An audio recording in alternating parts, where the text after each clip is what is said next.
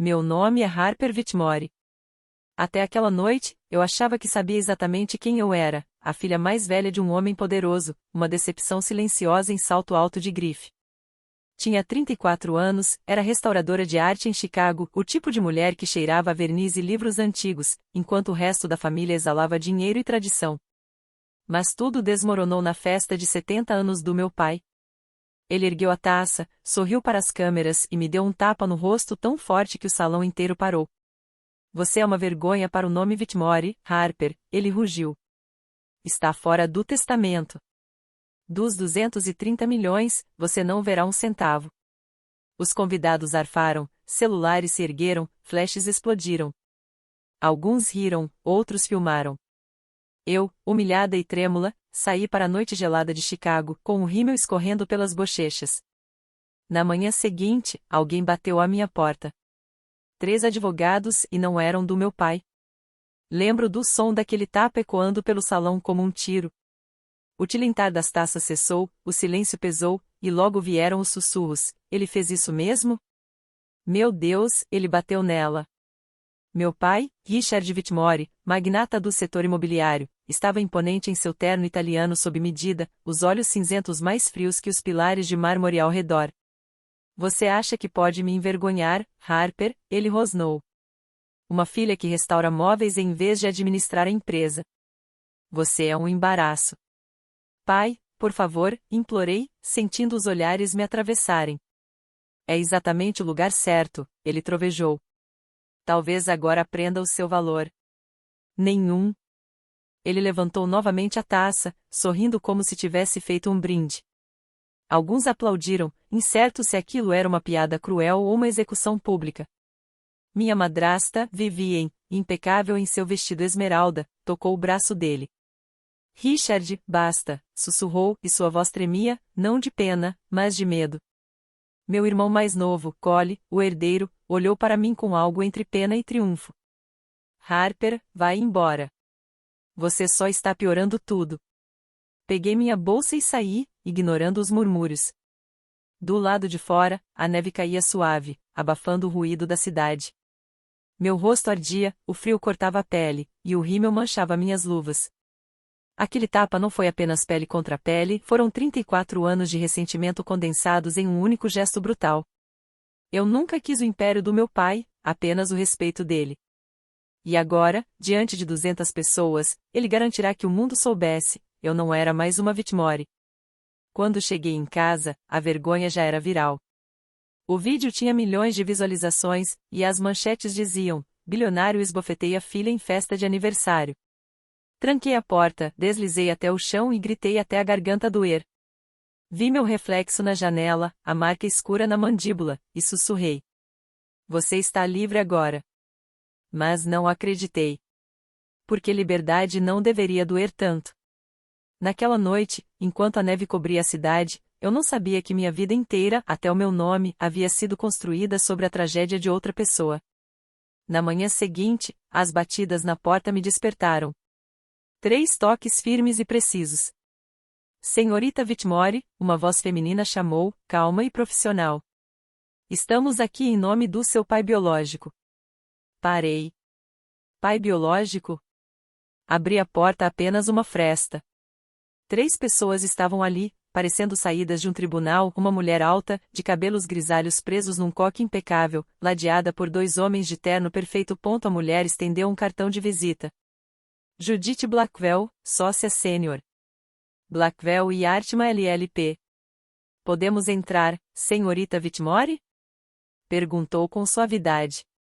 Essa conversa não é apropriada para um corredor. Hesitei por um instante, depois dei um passo para o lado. Meu apartamento, pequeno, cheio de tintas, pincéis e projetos inacabados, de repente pareceu um confessionário. Judith sentou-se à mesa da cozinha, cruzando as mãos. Estes são meus colegas, o Sr. Rives e o Sr. Shen. Representamos o Sr. Magnus Carver. O nome não me dizia nada. Quem? Perguntei. Ela inspirou lentamente. Seu pai biológico, senhorita Whitmore. Ele está procurando por você há 35 anos. As palavras não faziam sentido. Ri, meio descrente, meio desesperada. Deve haver um engano. Meu pai é Richard Whitmore, infelizmente muito vivo e gritando com o noticiário agora mesmo. Judith trocou um olhar com o advogado mais jovem. Ele abriu uma pasta de couro e colocou um arquivo fino sobre a mesa. Meu nome, Harper Whitmore, estava impresso na aba. Este arquivo, disse Judith, empurrando-o para mim, contém registros do Departamento de Polícia de Portland. Um caso de criança desaparecida. Data: 14 de junho de 1990. Sexo: feminino. Idade: 6 meses. Nome: Laia Carver. Senti meu estômago se revirar. Isso não sou eu. Os olhos de Judith suavizaram. O seu DNA diz o contrário. Fiquei olhando para ela, esperando que aquilo fosse uma piada de mau gosto. Mas então ela tirou uma fotografia, um casal jovem sorrindo em um parque, segurando um bebê enrolado em um cobertor amarelo. O homem tinha cabelos escuros e olhos verdes. A mulher tinha o meu sorriso. O mesmo sorriso. Essa foto foi tirada 2 semanas antes do sequestro, disse Judith baixinho. O bracelete no pulso do bebê, parece familiar? Olhei para o meu próprio pulso. O bracelete de prata que eu usava desde criança, com um pequeno trem gravado, brilhava sob a luz da manhã. Minha respiração falhou. Não, meu pai me deu isso. Disse que era uma herança de família. A voz de Judith suavizou ainda mais, quase maternal. Era, mas não da família dele. Algo dentro de mim se partiu. O mundo pareceu se dobrar, e eu desabei na cadeira. O homem que me esbofeteou, que me deserdou, não era meu pai. E as pessoas que eu chamava de família haviam construído toda a minha vida em cima de uma mentira. Judith abriu o arquivo completamente. Suas mãos, firmes e bem cuidadas, espalharam sobre a mesa relatórios, fotos amareladas e recortes de jornal. Este é o caso oficial do sequestro de Laia Carver, explicou. No dia 14 de junho de 1990, você foi levada do Laurelhurst Park, em Portland, Oregon, enquanto sua babá era distraída por uma mulher pedindo direções. Levei uma mão trêmula aos lábios. Isso é loucura. Minha mãe, Vivien, ela jamais faria isso. Vivien Whitmore, interrompeu Judith com cuidado, corresponde à imagem envelhecida do retrato falado que a polícia tinha há 35 anos. O FBI reabriu o caso há 3 meses, depois que uma correspondência de DNA apareceu em um banco de dados genealógico. Essa correspondência era você. Senti o sangue sumir do meu rosto. Está dizendo que ela me sequestrou? Sim, respondeu Judith, com tristeza. Ela e o Sr. Richard Whitmore falsificaram documentos de adoção por meio de uma agência no México. Pagaram a um funcionário para retroagir as datas. O advogado Shen abriu outra pasta e mostrou uma certidão de nascimento. Minha certidão de nascimento. A verdadeira. Sua mãe biológica era Eleanor Carver, professora. Seu pai, Magnus Carver, engenheiro aeroespacial. Ele passou as últimas 3 décadas construindo uma das maiores empresas de energia renovável dos Estados Unidos e procurando por você. Judith deslizou outra foto, Magnus e Eleanor em frente a uma pequena casa, segurando um bebê. Meu peito apertou, como se uma faixa invisível me sufocasse. Eu não entendo, sussurrei. Por quê? As palavras de Vivien ecoaram na minha memória. Depois de 3 abortos, achei que nunca seria mãe. Agora, soavam completamente diferentes. Sua babá na época, Maria Santos, confessou em seu leito de morte, continuou Judith, que recebeu $50.000 para olhar para o outro lado por 5 minutos. Achou que fosse uma adoção particular, não um sequestro. Quando percebeu o que havia acontecido, já era tarde demais e ela estava com medo de falar. Senti o estômago revirar.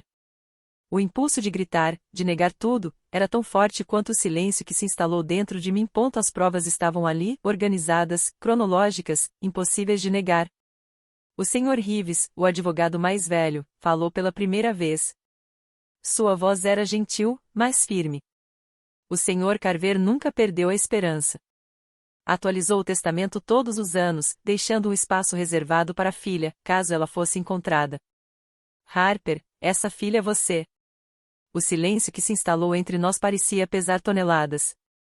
O patrimônio do Sr. Carver está avaliado em mais de 2 bilhões de dólares, continuou Reeves. Mas não é por isso que estamos aqui. Ele não se importa com o dinheiro. Só quer ver a filha dele outra vez. As lágrimas me encheram os olhos. Eu não sabia se eram de choque, dor, ou da súbita compreensão de que toda a minha vida, cada aniversário, cada foto, tinha sido construída sobre a tragédia de outra pessoa. A voz de Judith suavizou. Ele está esperando lá embaixo, Harper. Se estiver pronta, ele gostaria de vê-la. Meu coração parou. Ele está aqui. Por um longo momento, não consegui me mover. Minha respiração era curta, irregular. Na minha mente, uma única frase se repetia sem parar: ele está esperando lá embaixo.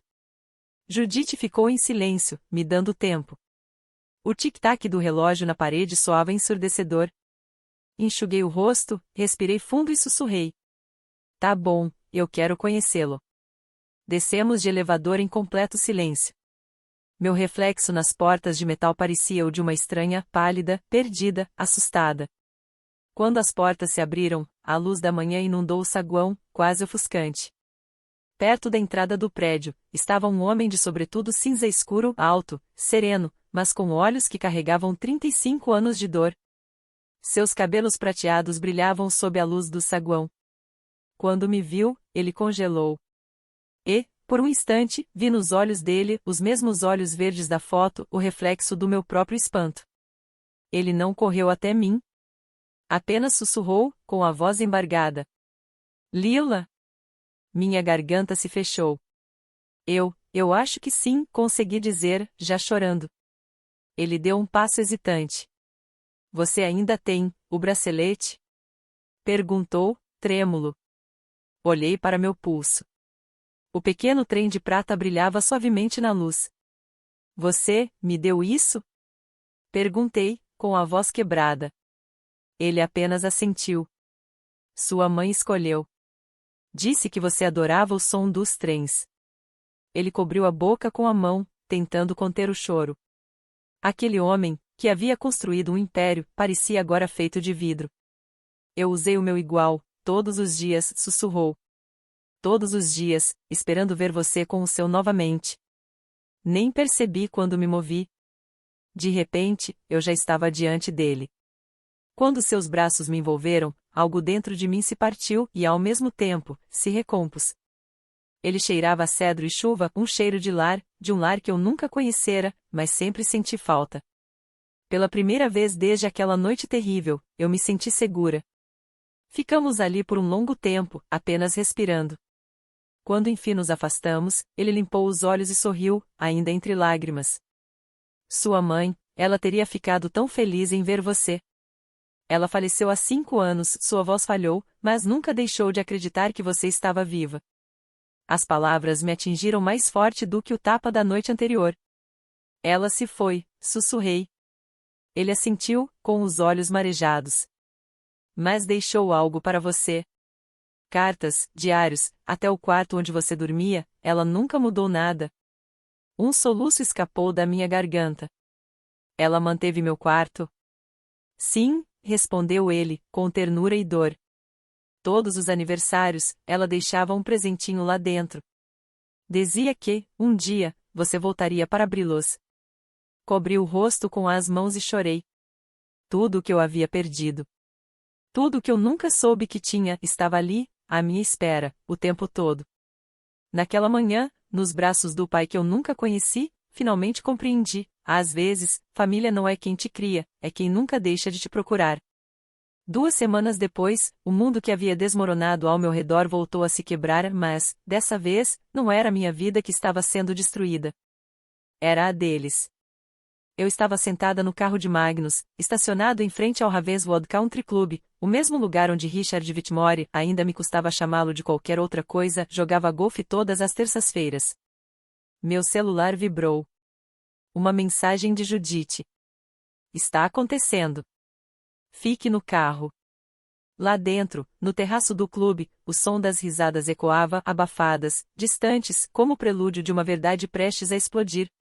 Eu o vi, impecável como sempre, vestindo sua camisa polo branca engomada, rindo com seus parceiros de negócios como se nada tivesse acontecido.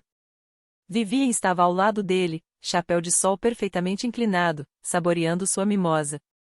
A imagem do controle absoluto. Então os carros do FBI chegaram. Portas bateram. Agentes de jaquetas azuis saíram em fila. Pela primeira vez na vida, vi o sorriso de Richard Whitmore desaparecer. Ele se virou, confuso, depois furioso. "O que diabos é isso?" gritou, recuando enquanto dois agentes se aproximavam. Richard Whitmore. Vivian Whitmore. Vocês estão presos pelo sequestro de Laia Carver há 35 anos.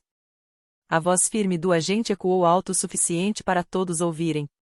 Um murmúrio de espanto percorreu o terraço. Golfistas congelaram no meio do movimento. Celulares foram erguidos, registrando tudo, justiça poética em tempo real. "Isso é uma loucura", berrou Richard, a voz falhando enquanto algemas prendiam seus pulsos. "Eu a criei. Ela é minha filha." "Não", sussurrei do carro, observando através do vidro. "Você me roubou." Vivian começou a chorar, o rímel escorrendo pelas bochechas. "Só queríamos um filho", soluçou, como se isso pudesse apagar 35 anos de mentira. "Eu a amava, mas amor construído sobre engano ainda é uma prisão." Quando os levaram para os carros, as mesmas socialites que haviam gravado minha humilhação agora registravam sua queda. Achei que me sentiria vitoriosa, que vê-lo sendo levado algemado curaria algo dentro de mim. Não curou. Só me senti vazia. Magnus estendeu a mão e pousou-a suavemente sobre a minha. "Você não precisa assistir", disse em voz baixa. "Preciso", murmurei. "Eles tiraram 35 anos de mim. Quero ver como termina." Os olhos de Richard me encontraram na multidão enquanto ele era empurrado para o carro da polícia. Pela primeira vez, não havia raiva nem arrogância, apenas algo próximo ao arrependimento. Seus lábios formaram as palavras: "Me desculpe." Virei o rosto. O mundo saberia agora. Todos os jornais, todos os canais, a perfeita família Whitmore não passava de uma história costurada com mentiras e medo. Naquela noite, enquanto as manchetes gritavam a casal bilionário preso por sequestro de décadas, eu me sentei em meu apartamento, encarando meu reflexo. Eu não era mais Harper Whitmore. Eu era Laia Carver. E, pela primeira vez, esse nome não soava estranho. Soava verdadeiro. Quando os julgamentos começaram, minha vida virou um turbilhão de manchetes e depoimentos. Todas as emissoras queriam uma entrevista. Todas as revistas queriam uma foto. Mas tudo o que eu queria era silêncio e respostas. Magnus recusou todas as ofertas de transformar a dor em espetáculo. "Não vamos vender sofrimento", disse apenas. Em vez disso, ele me levou para casa, não para sua mansão, mas para uma casa simples de 2 andares de frente para a costa do Oregon. "Aqui", disse-lhe ao abrir a porta, "foi onde sua mãe esperou." No instante em que entrei, o ar mudou. O cheiro de lavanda antiga e sal do mar preenchia o espaço. Tudo parecia parado no tempo, o papel de parede floral, o cavalinho de madeira no canto, e uma foto desbotada de um bebê com uma pulseira prateada colada na geladeira. Minhas mãos tremiam quando Magnus me entregou uma pequena caixa de madeira. O fecho rangeu ao abrir. Dentro, dezenas de envelopes, todos endereçados em caligrafia delicada. "Para minha Laia, quando você voltar para casa." Fiquei sem ar. Minhas pernas fraquejaram. A primeira carta era datada de 14 de junho de 1990, o dia em que fui levada. "Minha doce menina, se você encontrar isto, saiba que não passa um dia sem eu acreditar que você ainda está aí fora. Quando ouço um apito de trem, imagino você rindo. Quando a chuva bate na janela, imagino você dormindo em segurança." Lágrimas caíram sobre o papel, minha visão se embaralhou enquanto eu lia a próxima. "Seu pai fez um baú de brinquedos para você. Ainda está no seu quarto. Ele o polia todo ano, no seu aniversário. Nunca paramos de te celebrar." Apertei a carta contra o peito e chorei, um choro profundo, do tipo que vem de um lugar onde as palavras não alcançam. Magnus se ajoelhou ao meu lado, as próprias lágrimas caindo silenciosamente. Era extraordinária", sussurrou.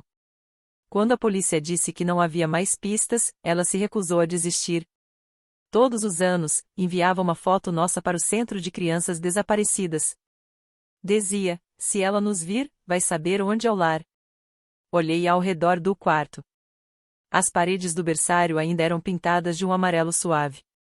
Na prateleira, uma fileira de livrinhos infantis, com lombadas gastas pelo tempo e pela espera. Perdi toda a vida dela, murmurei, com a voz embargada. Magnus balançou a cabeça suavemente. Ela não gostaria que você pensasse assim. Você está aqui agora. E isso é o que importa. Voltei às cartas, lendo uma por uma até a luz lá fora começar a desaparecer. Cada carta era um batimento, cada palavra, uma ponte entre o tempo e a dor. E, pela primeira vez, o vazio dentro de mim, cavado por mentiras e perdas, começou a parecer um pouco menos profundo. Porque, mesmo que minha mãe não estivesse mais aqui, o amor dela tinha me esperado o tempo todo. Semanas se passaram, e a vida virou uma mistura estranha de liberdade e luto. A mídia já tinha seguido para o próximo escândalo, mas eu ainda vivia entre as cinzas de duas existências. Harper Whitmore, a filha do privilégio e da crueldade. E Laia Carver, a criança que foi roubada, amada e perdida. O tribunal me convocou para testemunhar no julgamento de Richard e Vivien. Judith disse que eu não precisava encará-los, mas eu sabia que precisava. O encerramento não vem do silêncio, vem do confronto. Quando entrei na sala de audiências, todos os olhares se voltaram para mim. Richard estava à mesa de defesa, os cabelos prateados perfeitamente penteados, mas a arrogância tinha sumido. Vivien parecia menor, as mãos tremendo no colo. O tribunal chama a testemunha, disse o juiz. Diga seu nome para registro, pediu o escrivão. Respirei fundo. Lila Eleanor Carver. Por um instante, o silêncio dominou a sala. Os olhos de Richard se ergueram, entre descrença e vergonha. Senhorita Carver, começou o promotor, pode contar ao tribunal o que lembra da sua infância? Engoli em seco. Lembro de ser ensinada que o amor vinha com condições, disse, a voz trêmula no início, mas ganhando força. Que sucesso significava obediência. Que afeto precisava ser merecido. Só agora percebo, nada disso era amor. Era controle. O maxilar de Richard se contraiu. Vivien começou a chorar baixinho. Me desculpe, Harper, sussurrou. Virei-me para ela. Meu nome é Laia. O promotor fez um leve aceno para que eu continuasse. Eu costumava achar que a aprovação do meu pai era tudo o que importava, continuei, a garganta apertando. Mas agora entendo, o amor que destrói o espírito de alguém não é amor. Vocês não me criaram. Vocês me treinaram para ter medo de decepcioná-los. As lágrimas borraram minha visão. Mas vocês não conseguiram apagar quem eu realmente era. Mesmo depois de tudo, a verdade ainda me encontrou. A sala ficou em silêncio, exceto pelo som das teclas da taquígrafa. Richard se levantou de repente, ignorando a mão do advogado. Eu quis te dar uma vida, gritou. Melhor do que a que você teria. O martelo do juiz ecoou. Senhor Whitmore, sente-se. Mas eu não recuei. Olhei diretamente para ele, os mesmos olhos que um dia me encararam com desprezo, e disse baixinho. Você não me deu uma vida. Você me roubou. Seu rosto se desfez. Ele se sentou, derrotado. Quando saí do tribunal, o ar frio lá fora me atingiu como um vento de purificação. Soltei o ar, pela primeira vez em anos. Magnus me esperava nos degraus, segurando um casaco aberto. Você foi incrível, disse-lhe suavemente. Não, sussurrei, apoiando-me em seu braço. Eu apenas fiz o que era certo. Pela primeira vez, não estava fugindo do meu passado. Eu estava enfrentando e caminhando em direção a algo real. 6 meses se passaram desde o veredito. Richard e Vivien foram condenados por múltiplos crimes, sequestro, fraude e obstrução. Vão passar o resto da vida atrás das grades. 2 seres que construíram um império sobre mentiras, agora aprisionados pelas próprias falsidades. A imprensa chamou de o escândalo Whitmore do século. Mas, para mim, não foi escândalo algum. Foi libertação. Vendi meu apartamento em Chicago. Eu não suportava mais aquela cidade. Cada esquina sussurrava o fantasma de quem eu costumava ser. Magnus me ofereceu tudo: uma casa, um fundo, até um assento no conselho de sua empresa. Mas eu disse não. Preciso construir algo sozinha, respondi. Algo verdadeiro. Então reabri um ateliê em Portland, a cidade onde tudo começou. Chamei-o de Mãos de Eleanor, em homenagem à mãe que nunca deixou de acreditar que eu voltaria. O espaço cheirava novamente a serragem e verniz, como antes. Mas dessa vez, não era uma fuga. Era um tributo. Às vezes Magnus aparece. Fica em silêncio, observando enquanto restauro peças antigas. Devolvendo vida a coisas que o tempo tentou apagar. Você herdou isso dela, disse ele uma vez, sorrindo. Eleanor consertava tudo: brinquedos quebrados, cadeiras partidas, corações feridos. Todas as noites, antes de fechar o ateliê, acendo uma vela ao lado da caixa de cartas dela. Já li cada uma pelo menos uma dúzia de vezes. A caligrafia de minha mãe se tornou um mapa que me guia de volta à paz. Uma carta, a última que ela escreveu, termina assim: Se algum dia encontrar o caminho de volta, minha doce menina, lembre-se, sua vida não começou com o que foi roubado, mas com o que você escolhe reconstruir. Decorei essa frase. Ela virou meu mantra. A escrivaninha de mogno que um dia restaurei para Richard agora fica no meu estúdio. Magnus a comprou no leilão do espólio e insistiu: ela deve ficar onde pertence, com você. No começo, eu quis queimá-la. Mas percebi que aquela mesa não representa ele. Representa mim? A mulher que transformou dor em propósito. Numa tarde, com o sol atravessando as janelas do ateliê, Magnus me entregou uma pequena caixa de veludo. Dentro, o bracelete de prata idêntico ao meu, aquele que ele usou por 35 anos.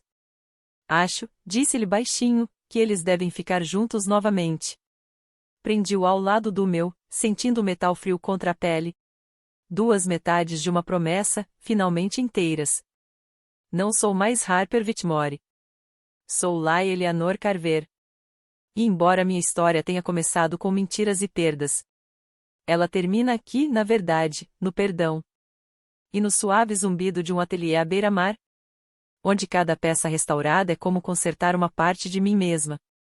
Porque, às vezes, a vida que você deveria viver é justamente aquela que precisa construir com as próprias mãos.